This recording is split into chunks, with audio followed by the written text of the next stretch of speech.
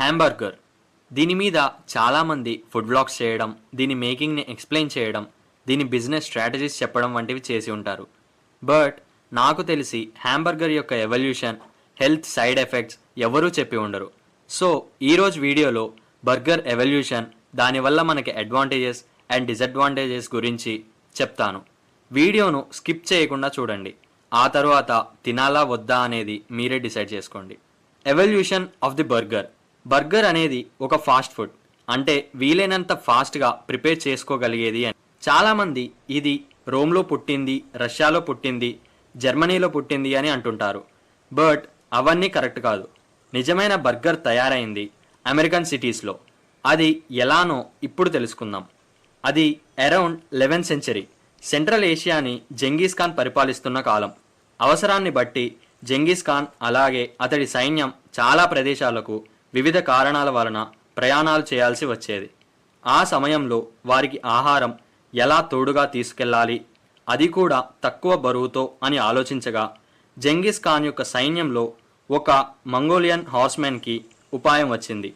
అది వారు ప్రయాణం చేసే సమయంలో బీఫ్ మీట్ని ప్యాటీస్గా, అంటే ఒక సైజులో ముక్కలు చేసిన మీట్ను క్యారీ చేస్తే ఈజీగా ఉంటుంది, అలాగే మీట్ కాబట్టి తక్కువ ఆహారం అయినా ఎక్కువ రోజులు వస్తుంది అని జెంగిస్ ఖాన్కు చెప్పగా అతడు దానిని ఆమోదించి అమలుపరిచాడు.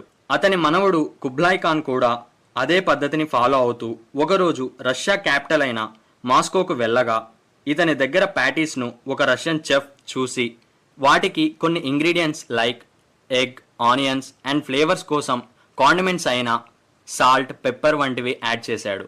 ఆ తరువాతి కాలంలో ఇది స్టీక్ టాటర్ ఫుడ్గా మారింది.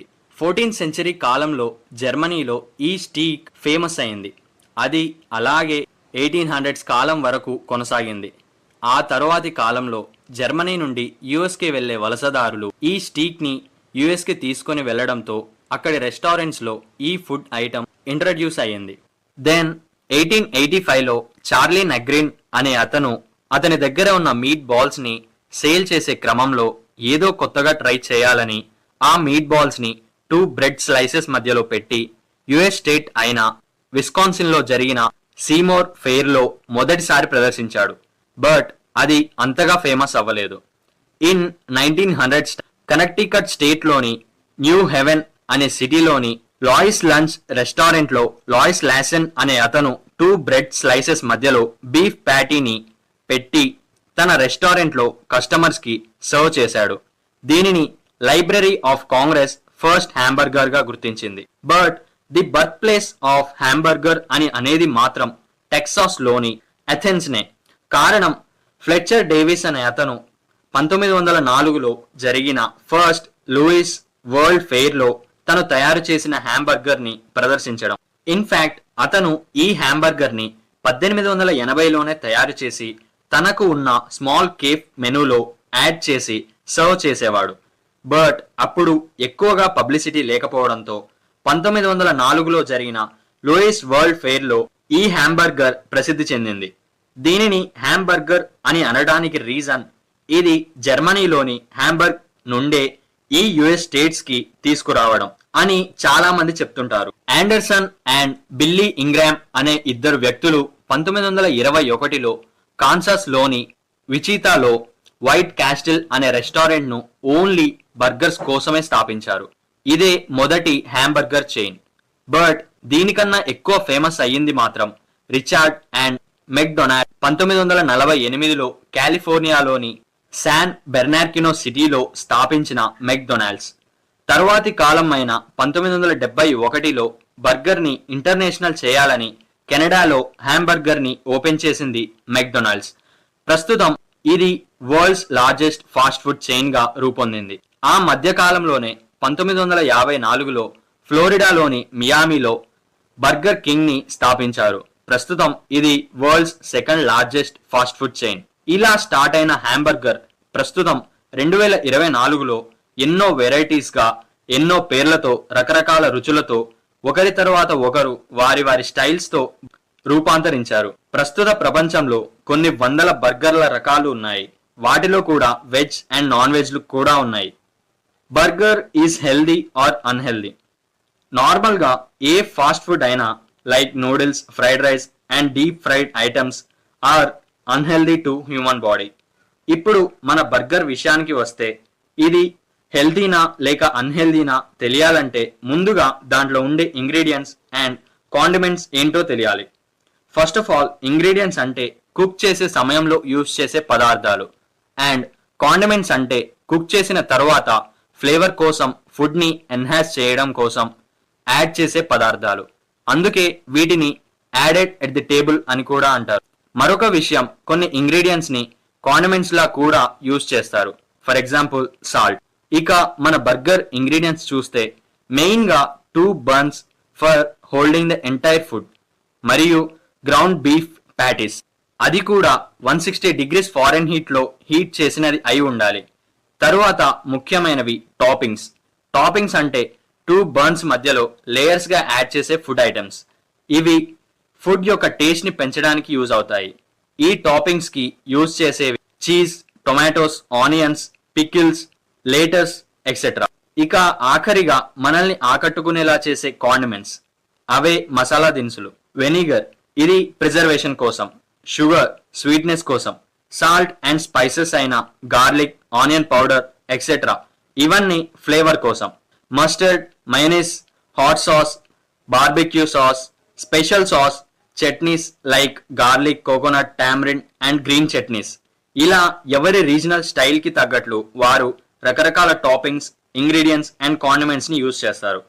ఇక మన హెల్త్ విషయానికి వస్తే ఫస్ట్ ఆఫ్ ఆల్ మనం చూసుకోవాల్సింది గ్రౌండ్ బీఫ్ ప్యాటీ సరిగ్గా ఉడికించినదేనా కాదా అని. ఎందుకంటే రా బీఫ్ లో ఈ కోలై, సాల్మోనెల్లా అండ్ క్యాంపిలోబాక్టర్ అనే బ్యాక్టీరియాస్ ఉంటాయి. ఇవి మనం కన్జ్యూమ్ చేయడం వలన మనకి nausea, vomitings, diarrhoea and abdominal cramps మరియు ఫుడ్ పాయిజనింగ్ వంటి సిమ్టమ్స్ వస్తాయి. అందుకే USDA, United states department of agriculture కూడా 160 degrees ఫారెన్హీట్ కంటే తక్కువ టెంపరేచర్ లో బాయిల్ అయిన బీఫ్ ను తినకూడదు, అట్లీస్ట్ రుచి కూడా చూడకూడదు అని హెచ్చరించింది.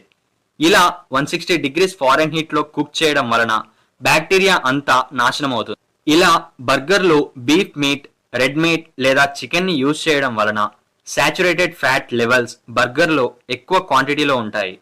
ఈ ఫ్యాట్ వల్ల హ్యూమన్ బాడీలో కొలెస్ట్రాల్ లెవెల్ అనేది పెరుగుతుంది. కొలెస్ట్రాల్ పెరగడం వల్ల హార్ట్ అటాక్ లేదా కార్డియోవాస్కులర్ డిసీజెస్ వస్తాయి. కొలెస్ట్రాల్ అనేది హార్ట్ అటాక్ కి ఎలా రిలేటెడ్ అనే దాని గురించి వీడియో చేశాను.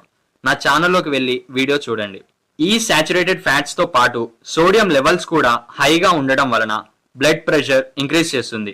ఇలా హై బ్లడ్ ప్రెషర్ వలన టైప్ 2 డయాబెటీస్ రిస్క్ కూడా ఇంక్రీజ్ అవుతుంది.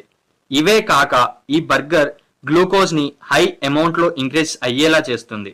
ఇది హైపర్ గ్లైసీమియాకు దారి తీస్తుంది.